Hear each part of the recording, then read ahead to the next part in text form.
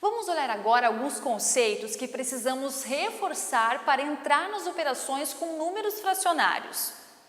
Os múltiplos são o produto ou o resultado da multiplicação de um número por um número natural.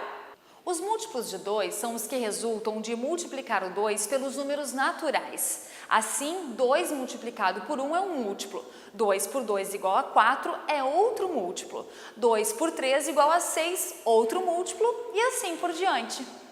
Os divisores são aqueles números que dividem exatamente ao número. Os números divisores de 24 são 1, porque 24 se pode dividir por 1 e o quociente é um número exato.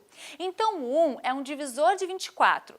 24 também pode ser dividido por 2, porque o quociente é 12 exatamente. Assim, encontramos que os divisores de 24 são 1, 2, 3, 4, 6, 8, 12 e 24. Diferente dos múltiplos, os divisores não são infinitos. Devemos lembrar também o que são números primos e os números compostos. Como vimos, existem alguns números que podem ter muitos divisores. Também existem alguns números que podem ter unicamente 2 divisores.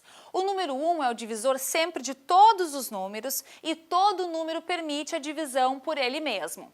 Assim, os divisores de 5, por exemplo, serão 1 porque divide a todos os números e o 5 porque é ele mesmo. O 5 tem somente esses 2 divisores. Este é um número primo. Os números compostos são aqueles que têm mais divisores. Por exemplo, o número 15 pode ser dividido por 1, por 15, mas além destes tem outros divisores como o 3 e o 5.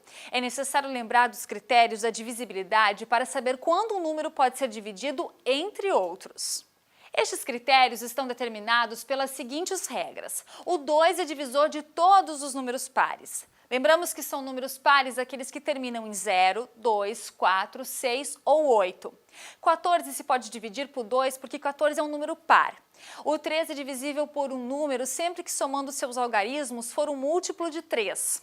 Para ver se o número 147 é divisível por 3, somaremos seus algarismos que são o 1, o 4 e o 7.